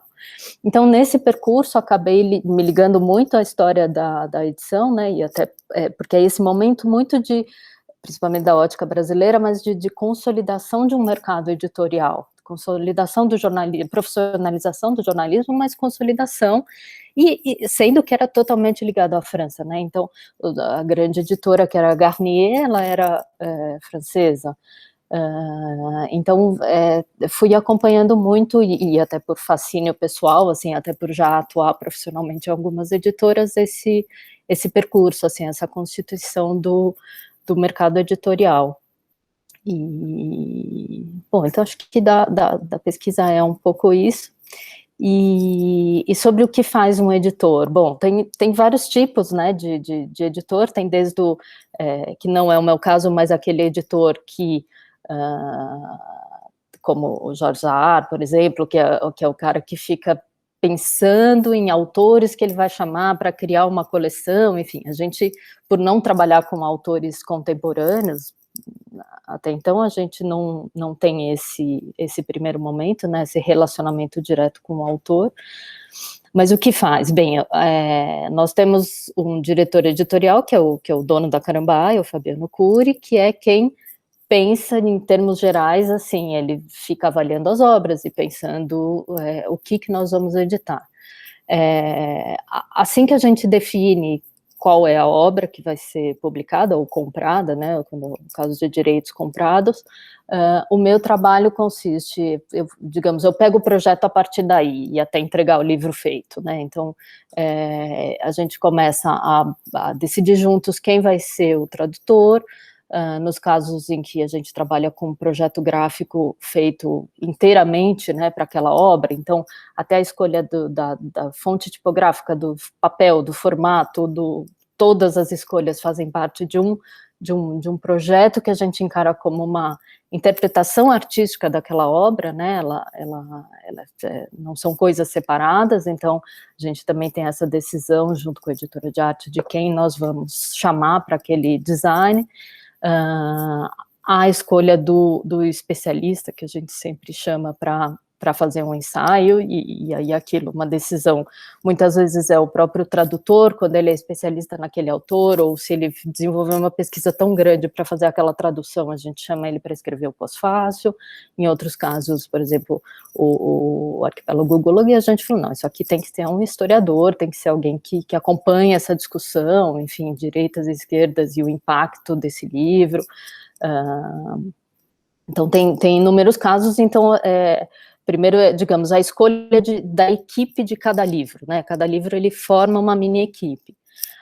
Aí eu vou acompanhando, aí entra as questões práticas, né, de quanto tempo você vai ter para aquela tradução, que tamanho tem o livro, uma parte que eu amo fazer, mas que é a pesquisa dos originais, né, porque quando você está tratando dessas obras, o Arquipélago Gulag teve várias versões, né, algumas adaptações, qual que nós vamos escolher, a partir de qual que nós vamos traduzir, ou outras obras que tiveram uma versão inicial e foi, sei lá, tem a versão do autor e a versão do editor, qual que vale a pena. Então tem uma pesquisa dos próprios originais que eu acho deliciosa de fazer, acho que é onde ainda sobra um pouco de pesquisa histórica aí para selecionar o original. Aí entra na parte, digamos, mais indústria mesmo, abra minha planilha de Excel e quantas semanas tem, quantos meses para traduzir, e aí depois entra a função do preparador, que é a pessoa que vai pegar a tradução quando ela chegou, formatar desde questões básicas de formatação dentro do padrão da editora, até fazer a leitura com cotejo com o original, para ver o que essa frase aqui sou traduzida demais, vamos dar uma olhada, teve algum salto de parágrafo, enfim, faz essa primeira leitura com o cotejo, aí a gente faz uma série de revisões, e como editora eu estou na decisão final, então o preparador sugere uma mudança, o tradutor sugere outra, o revisor outra, eu tenho que dar forma àquilo ali. O livro vai para a diagramação, então aí a composição, né, que é você montar enfim, transformar aquele arquivo em Word em PDF ainda, e aí entra a figura do produtor gráfico, que é quem vai fazer essa ponte entre a editora e a gráfica, o fornecedor de papel, o fornecedor de tinta, testar um material diferente. A gente estimula muito esses projetos que tragam alguma inovação, ou enfim, que tenham, que vão sempre buscar soluções não óbvias, e isso também acaba envolvendo uma série de testes, de provas e coisas assim. E tem outra particularidade da editora, que a gente vende só 40% da nossa venda é em livrarias e eventos, né, que agora estão suspensos, mas 60% a gente vende diretamente pelo nosso site. Então a gente tem também essa outra ala, que é da parte de comercial e expedição, que então a gente que cuida do depósito, das compras, e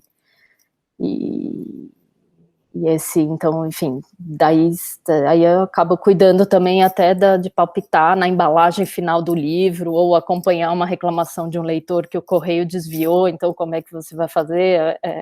Aí são as delícias e desafios de trabalhar numa estrutura pequena, né? Nós somos 10, 11 pessoas, então todo mundo faz de tudo um pouco. Perfeito. Parece que é uma tendência também, né, as editoras voltarem, né, porque já foi uma realidade, a fazer venda direta, né, eu tenho percebido um pouco isso, né, esse investimento na venda direta, enfim. Talvez um pouco até por essa crise dos grandes conglomerados de livrarias e tudo isso. Acho que muito disso. Léo, enfim, que você falasse um pouco sobre a sua pesquisa e, de repente, falar também um pouco da pesquisa sobre a COSAC, enfim, que foi um marco, né, no mercado editorial brasileiro, que infelizmente acabou, enfim, mas falar um pouco dessas duas pesquisas suas, do mestrado e do doutorado, enfim, e o que te levou também a se interessar por esse tema aí do mercado editorial? Sim, Paulo. Eu acho que minha resposta tem muito a ver, eu acho que com a explicação geral que a Graziela acabou de dar para a gente, com muita riqueza de detalhe, assim, né? Porque há muito tempo atrás, lá na graduação, uma coisa que começou a me chamar a atenção foi, bom, de onde é que surgem esses livros que eu gosto tanto de ler, seja de literatura, seja os livros lá de ciências sociais que me formaram na graduação e me acompanharam pelo mestrado e doutorado. Bom, de onde é que vem essa coisa toda, né? E aí, a minha proposta de pesquisa para o mestrado, que foi a minha dissertação, foi sobre a COSAC Naif, justamente porque era a editora na época que se destacava muito por essa coisa do projeto gráfico do livro. Existia uma coisa de certa originalidade, ali, de trazer para o grande público uma coisa que era muito restrita a um público de artista, que consumia livros de artista, por exemplo, uma coisa muito pequena, que a COSAC trouxe numa lógica industrial, de grande porte, etc., com a configuração financeira muito particular, enfim, tem uma série de elementos aí, mas que traz um produto que é um livro muito bonito, com inovação estética, com diálogos, como a Graziela estava chamando a atenção, de interpretações artísticas a partir de um projeto gráfico específico pensado para o livro, que é, digamos, eu acho que um certo divisor de águas no mercado editorial brasileiro. Assim. Então, a COSAC começa lá em 97, se eu não estou me esquecendo das datas agora. Um pouco depois que o Charles COSAC volta lá da Inglaterra, no doutorado que ele começou, mas não terminou, e veio para o Brasil, forma uma editora com dinheiro da família, né? Uma família com bastante dinheiro, então ele pega uma parte do dinheiro familiar, coloca e faz uma editora muito voltada para livros de arte, mas que depois começa a se expandir também para literatura, moda, arquitetura, livros infantis, etc. Mas tem esse elemento em comum, que são projetos gráficos que chamam muito atenção e deram fama à editora, né? E que eu acho que, mesmo ela tendo terminado lá no final de 2015, ela deixou muito elemento que continua sendo trabalhado, por exemplo, pela Clara Baia, assim, né, no mercado editorial brasileiro nosso, né, eu acho, não sei se a Graziela concorda, mas eu acho que com outro modelo, por exemplo, a editora é bem menor, a coisa que era muito grande, o que levou problemas para a editora também, né, enfim. Mas acho que essa lógica de interferir graficamente no livro foi uma coisa que me chamou a atenção e por isso que eu comecei a pesquisar mercado editorial lá no meu mestrado. E que eu acho que continua tendo elementos fundamentais mesmo com o fim dessa editora que marcou, né, esse momento na história do mercado editorial brasileiro. E aí essa questão de como o mercado, como o projeto gráfico interfere nos livros, ela foi puxando para mim uma série de outras questões que tem um direcionamento muito mais amplo, que como é que esses livros chegam até nós e como a forma que eles são configurados influem na nossa leitura, né? E por isso que eu acho que a fala da Graziela foi tão importante, assim, mostrando o passo a passo de formação de cada livro. É muito complexo, é muito trabalho, tem muitas decisões em cada etapa. E quando a gente pega o livro para ler, a gente não está pensando nisso, né?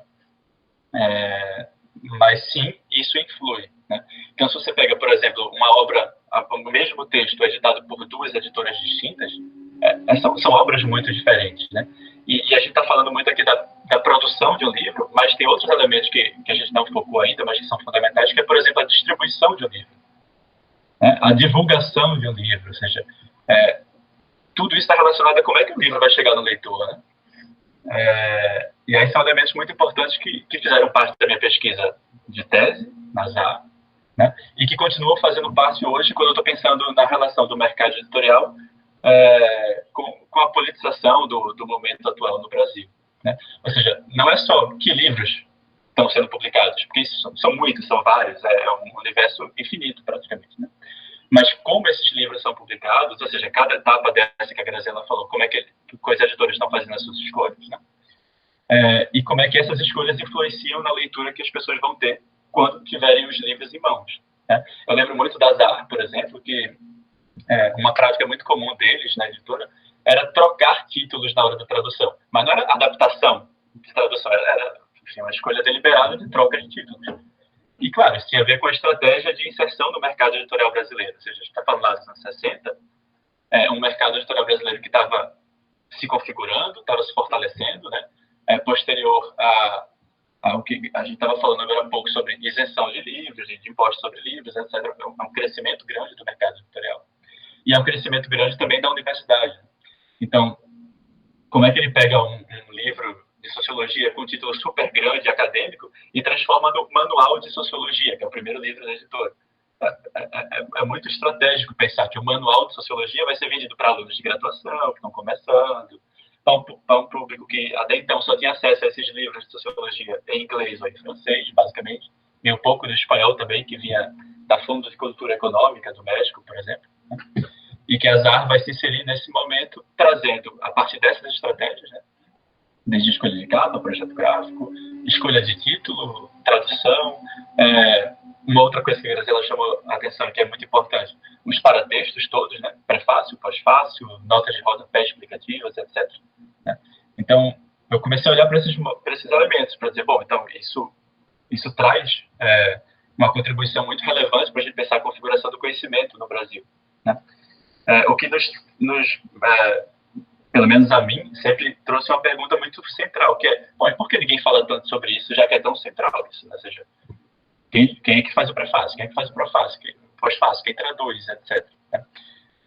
E aí, só para concluir essa fala, eu lembro de um autor super famoso, que todos vocês conhecem, que é o Pierre Bourdieu, autor francês, em que ele fala lá no livro dele, sobre a crença, né? Que um dos elementos que explicam o porquê dos intelectuais não falarem sobre mercado editorial é que é muito favorável e bom para os intelectuais que se esqueça esse elemento mercadológico, né, que é visto como menor. Né? No final, é uma crença romântica do papel do intelectual como alguém que está pensando, formulando ideias, muito sem interesses pecuniários ou interesses de prestígio e etc., né? Quando, na verdade, existem, sim, diversos interesses envolvidos nisso, né? Como o Diogo estava falando agora há pouco, no caso da Academia Brasileira de Letras, enfim. E como a Graziela estava falando sobre jornal e crônicas, etc. Esses autores que estão escrevendo esses textos, ou participando de sociabilidades na elite intelectual, etc., eles estão, sim, interessados em diversas coisas, né? Então, os livros que eles publicam também não são desinteressados, ou seja, a escolha de editora, por que a editora vai publicar, como é o acordo entre autor e editor, isso tudo faz parte de um grande complexo social que diz muito sobre a nossa forma de conhecer o mundo, né? Então, foi isso que chamou a minha atenção, assim, né? Bom, como é que a gente vai pensar conhecimento, intelectualidade, ideias no Brasil e além do Brasil para fora, né? Tendo em vista esses elementos que são constantemente apagados, por um motivo específico, mas que precisam vir à tona, porque eles trazem elementos novos para pensar. É basicamente isso. Não, perfeito. Eu acho que o Bourdieu foi muito, como fala, divisor, assim, né, quando ele, nas regras da arte, ele coloca essa questão do mercado, né, porque sempre fica uma coisa etérea, como se fosse simplesmente do brilhantismo, né, uma coisa meio descolada da realidade, né, então quando ele coloca essa questão do mercado, e aí eu fiquei pensando outra coisa na hora quando você falou, que é a questão da influência da obra, né, da materialidade da obra na recepção, né, que é aquilo que o Donald Mackenzie estudou, né, enfim, que ele já morreu na Inglaterra, que é super interessante, né, como que uma edição bolso, uma edição papel bíblia, uma edição X ou Y, também é responsável pela maneira como os leitores vão receber essa obra. Enfim, a gente já passou bem mais do que o tempo, mas eu falei, né? A gente acaba esquecendo e vai conversando, mas eu já queria direcionar para uma rodada final, assim, que vocês pudessem fazer as suas considerações. Eu tinha pensado na questão mais política, né, do momento atual, mas vocês não precisam necessariamente responder a isso, assim, né? Eu tinha pensado mais nessa chave que a gente vem falando muito na história dos usos políticos do passado, e de como determinadas, não só discursos, mas práticas autoritárias vêm sendo reativadas para justificar práticas autoritárias do presente, né? Um momento de muitas distorções, falseamentos, negacionismos, enfim, várias categorias, apologias mesmo a violações de direitos humanos, e como que vocês veem o papel das editoras, dos livros, das leituras e das próprias instituições literárias, como é o caso da ABL, nesse cenário, sabe? Então seria uma questão um pouco mais política relacionada com o momento atual, talvez uma questão muito mais de opinião do que propriamente de resultado de pesquisa. Mas, enfim, também se vocês quiserem fazer considerações finais em outra chave, também está tudo bem, não tem problema nenhum. Aí, para seguir aqui a minha regra, eu começaria pela Graziella, se for possível.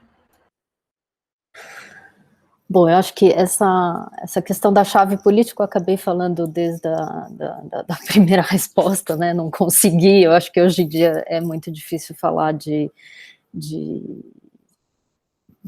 livro como conhecimento histórico, de mercado editorial, de situação das editoras, sem pensar no que nós estamos vivendo, né? Que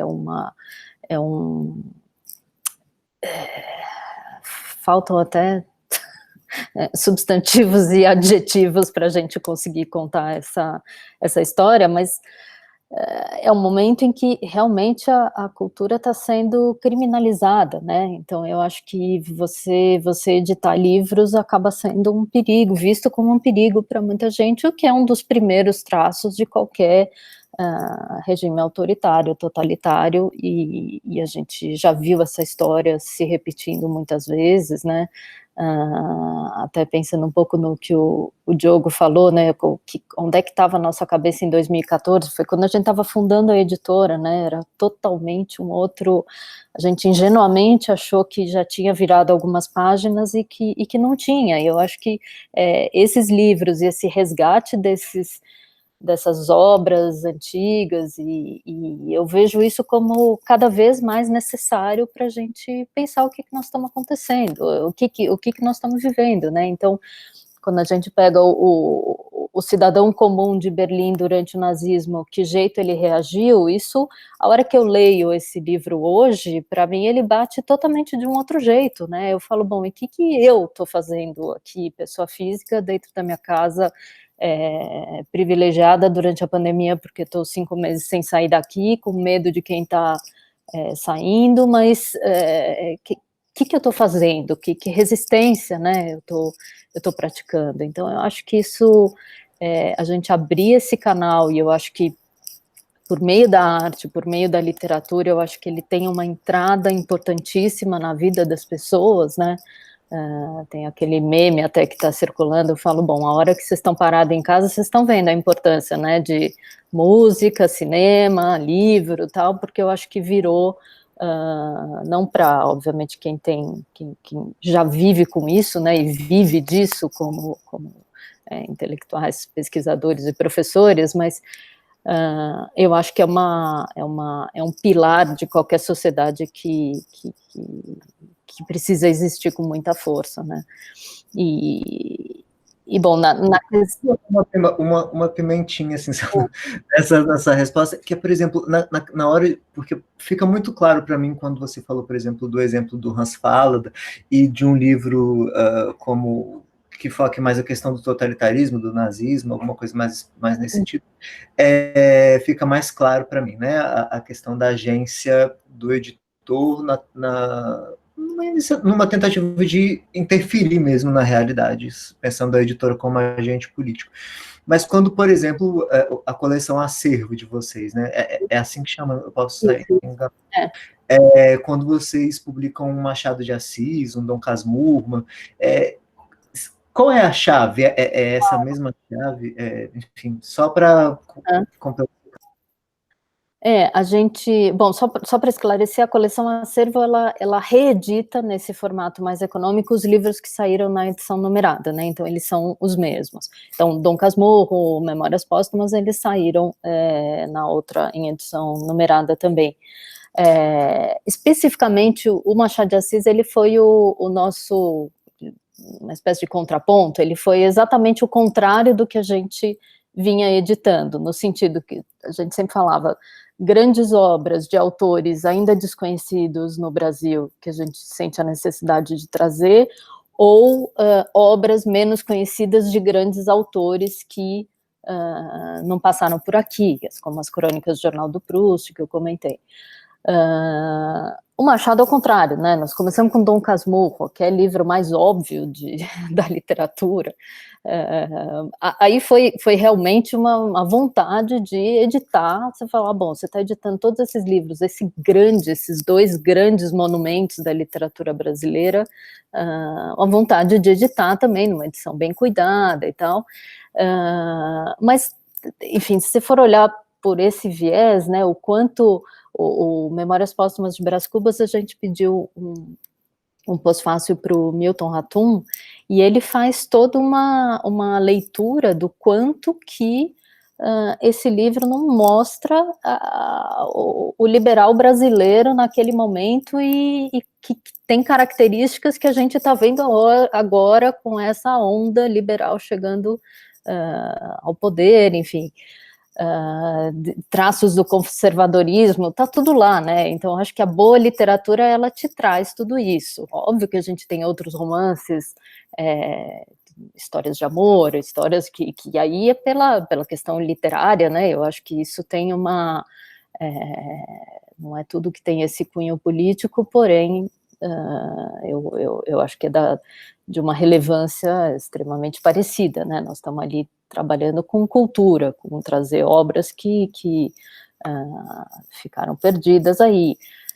É interessante, até pelo fato da gente ter muito da venda direta, a gente sabe bastante a reação do público, né? Então, às vezes, tem livros que a gente aposta que vai sair muito melhor e não saem, outros que são uma surpresa, então também é interessante, a gente vai conhecendo o público e nós não temos a busca do best-seller e da edição comercial e que vai esgotar. Todos os nossos livros são o que a gente chama de cauda longa, né, fundo de catálogo, ele está lá para ser vendido para sempre, né, os livros têm 100 anos, tem coisas assim, então a gente é um pouco uma outra ótica, a gente trabalha com um nicho mesmo, né, de leitores, em geral é um leitor experimentado, que já leu um pouco de tudo, ele quer um pouco entrar nesse segundo, essa leitura mais aprofundada, e, enfim, então, acho que não sei se eu respondi a sua provocação, mas...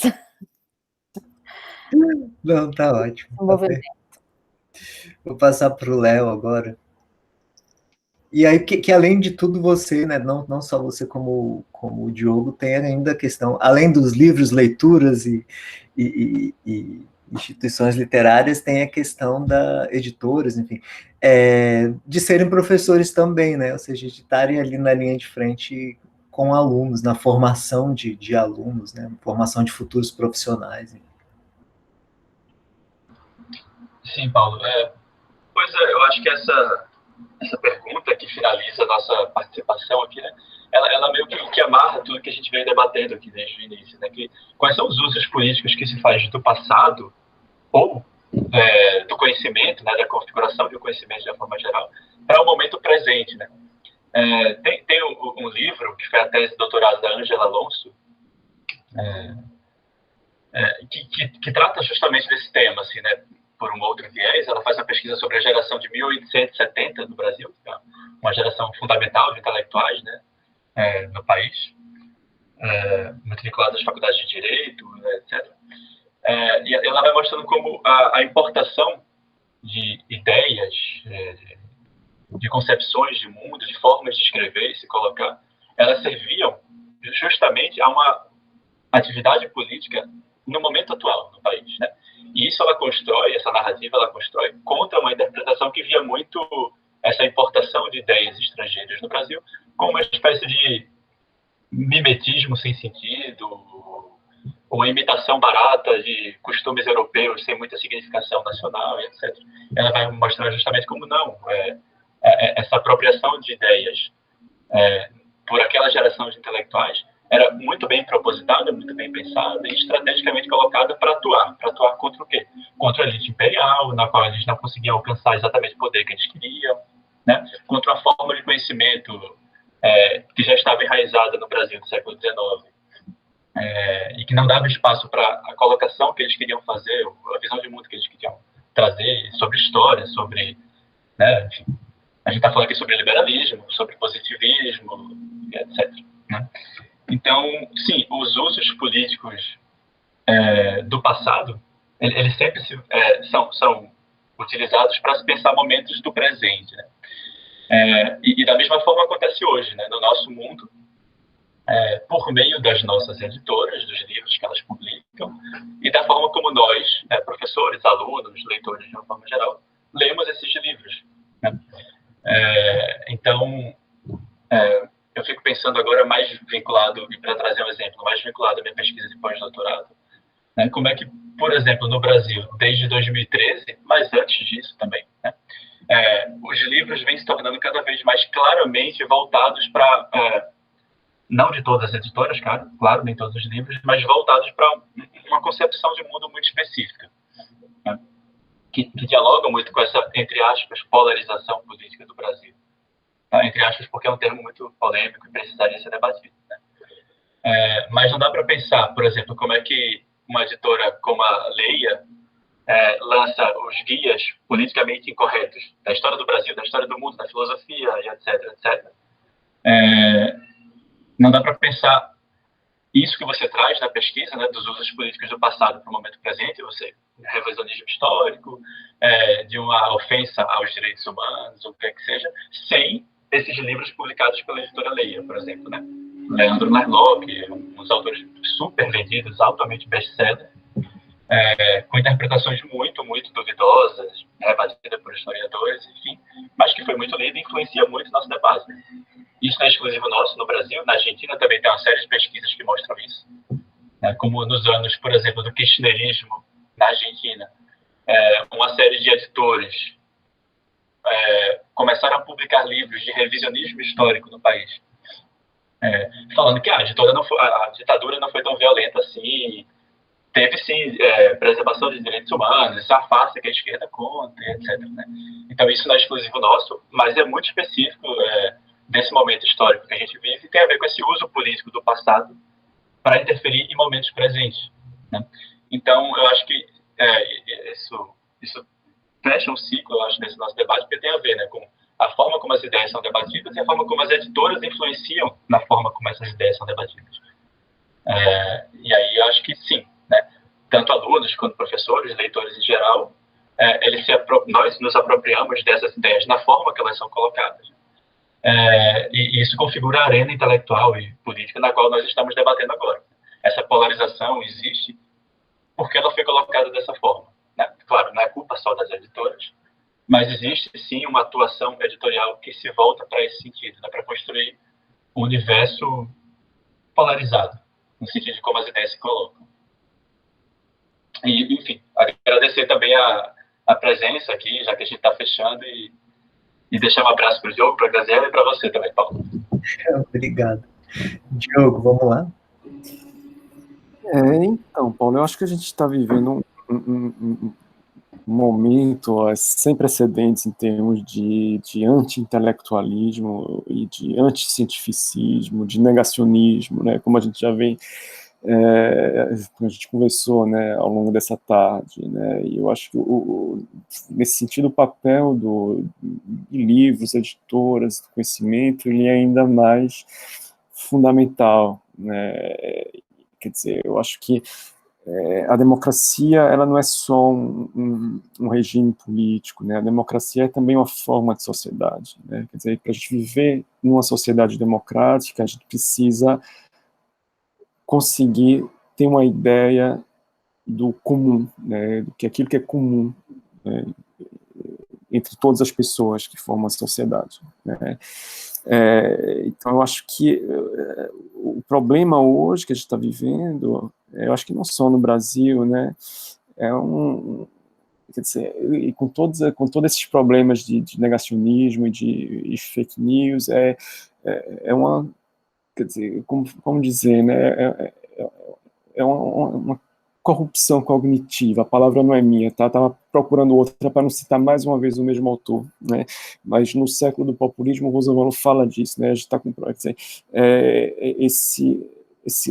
um dos problemas do presente e dessa ascensão dos populistas, né, dos populismos, é essa corrupção cognitiva, né, e a gente precisa, né, para construir uma sociedade democrática, a gente precisa, né, poder se comunicar, né, e para poder se comunicar a gente tem que ter uma certa visão compartilhada dos fatos, né, e parece que isso, especialmente no Brasil, a gente não tem mais, né, quando a gente vê, enfim, quer dizer, cada um falando, quer dizer, cada um colocando o que acredita que seja a sua verdade e as pessoas cada vez menos se entendendo, né? Eu acho que isso é um problema, né, grave, né?